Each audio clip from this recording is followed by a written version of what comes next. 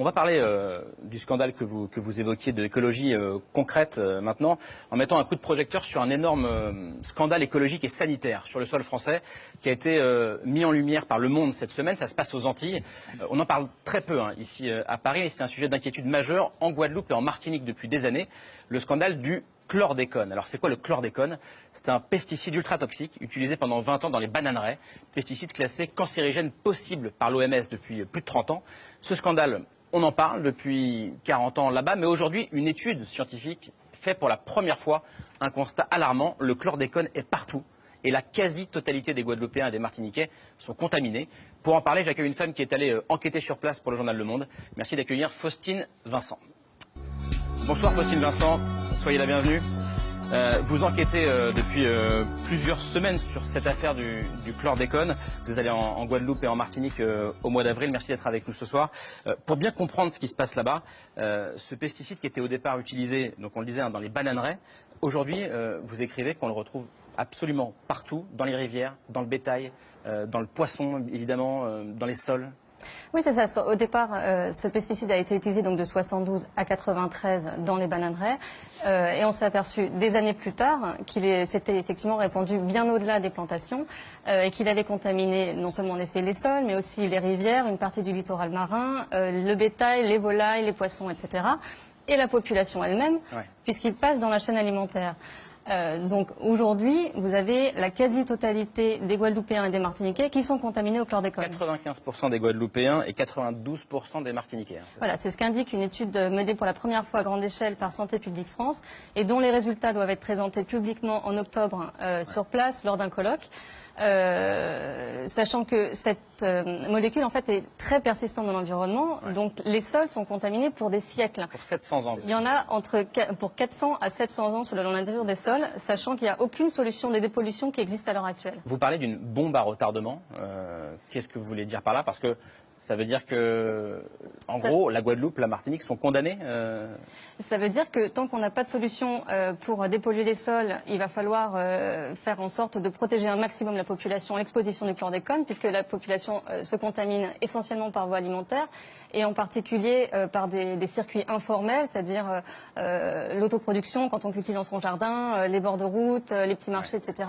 Donc ça échappe à tout contrôle, et c'est très prisé par les habitants, en particulier les plus pauvres, qui n'ont pas les moyens forcément d'aller en supermarché pour acheter leurs produits. Alors c'est très difficile d'établir le lien entre cancer de la prostate et chlordécone. En tout cas, il n'a pas... Sur le double de la métropole. Hein, voilà, mais c'est ce que j'allais dire. Mais la Martinique détient le triste record du monde, de nouveaux cas par an sur l'île. C'est ça, hein? Ils ont le record du monde dans la matière. Et 500 nouveaux cas par an. Et plus de 500 nouveaux cas par an.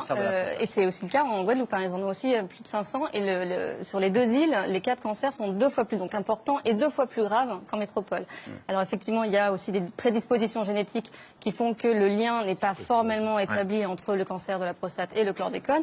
Mais il y a une étude qui a été menée en 2010 qui montrait que l'exposition au chlordécone aggravait le risque de développer un cancer de la prostate. On parle de scandale d'État.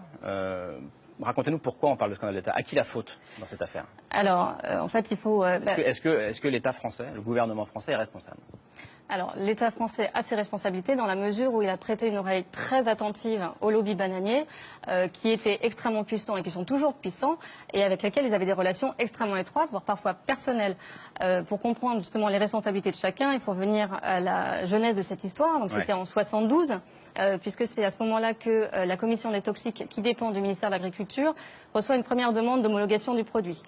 Pardon, pas la première justement, mais elle accepte, voilà, une deuxième, elle accepte cette demande, alors qu'elle l'avait refusée 3 ans plus tôt à cause de la toxicité de la molécule et du risque de persistance dans l'environnement. En 81, il y a une nouvelle demande d'autorisation, elle est de nouveau acceptée, alors qu'entre-temps, les preuves se sont accumulées sur la toxicité. Et entre-temps, les Américains l'ont interdit. Hein. Voilà.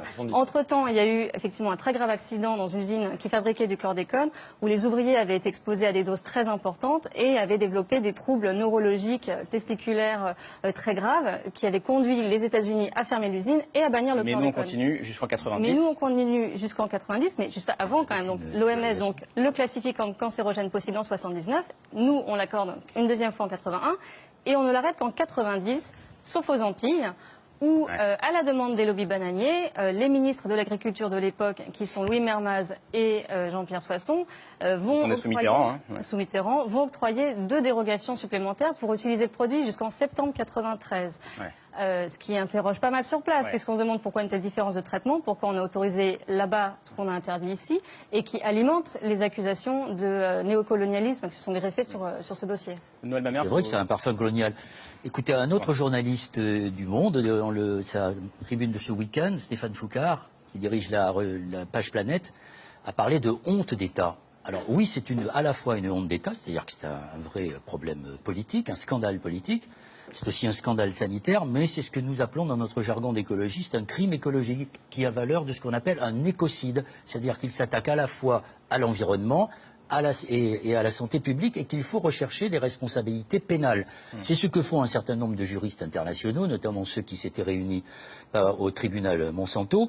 Et c'est vrai que tout cela a quand même un sacré parfum colonial parce que, comme c'est très bien raconté dans le reportage de Madame Vincent, cette dérogation, elle a été accordée à des grands producteurs de bananes, qui sont parmi les plus grandes familles antillaises, mais ils s'étaient réapprovisionnés alors que l'interdiction avait déjà été faite. Et on leur a donné l'autorisation de liquider ça. Aujourd'hui, pour manger cette banane dont on nous dit qu'elle est parfaite, qu'elle n'a rien, parce qu'effectivement le chlordécone ne monte pas dans les arbres, mais il reste enfoui dans la terre, mais pour 700 ans, eh bien, au prix de cela, pour aller dans la concurrence internationale en 1990, puisque les Antilles ont choisi la monoculture intensive, après la canne à sucre qui exploitait les esclaves, c'est aujourd'hui la banane qui s'exporte à 75%, plutôt que de se centrer sur des agricultures vivrières qui auraient permis aux habitants de vivre dans d'autres conditions. Eh bien, pour vendre ça à l'étranger, on a empoisonné 95% de la population de Guadeloupe et de Martinique. Ça me fait penser d'ailleurs à cette phrase d'Aimé Césaire dans son discours sur le colonialisme. Il disait à peu près ceci: je parle de millions d'hommes auxquels on a inculqué savamment le complexe d'infériorité, la peur, le tremblement, l'agenouillement et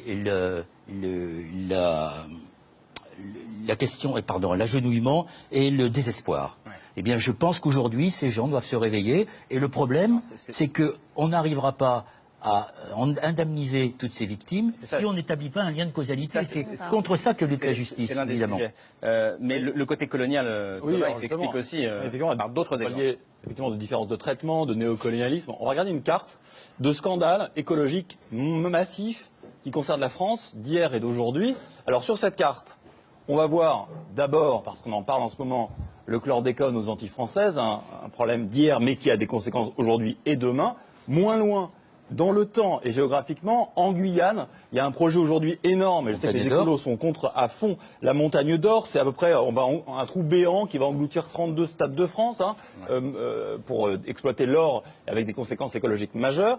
On part un peu plus loin dans le temps. En Polynésie, 193 essais dans le Pacifique entre 1966 et 1996.